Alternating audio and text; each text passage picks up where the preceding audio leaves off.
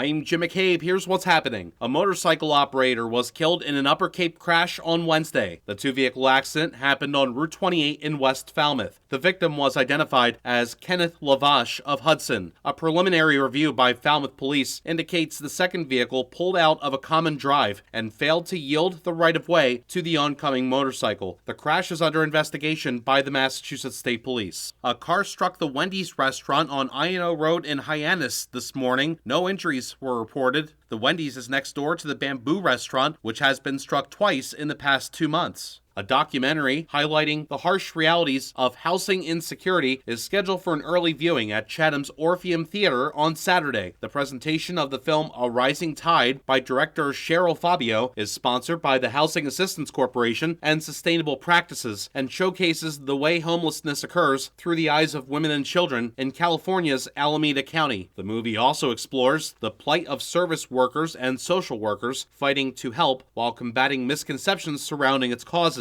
and what solutions cities and counties should consider when planning new housing. The viewing begins at 9:30 a.m. and is followed by a Q&A with a housing assistance staff member. And a retirement is being celebrated by Paul Finn of the Harwich Fire Department. Finn put in 25 years as a firefighter-paramedic for Harwich and Wellfleet. In the CapeCod.com News Center, I'm Jim McCabe for Ocean 104.7.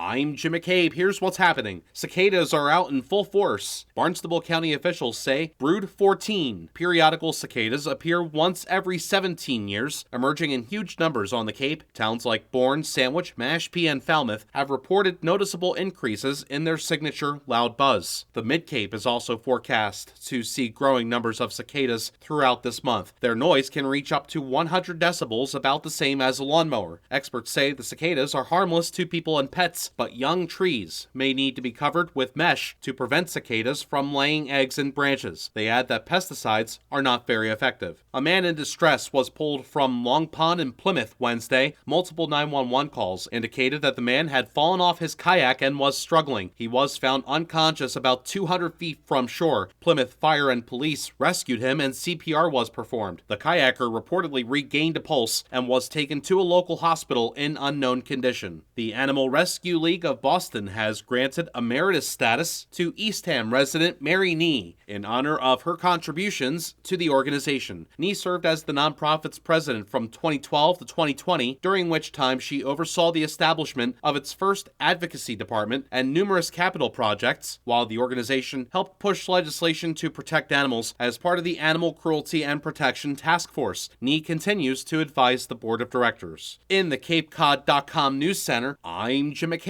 for Ocean 104.7.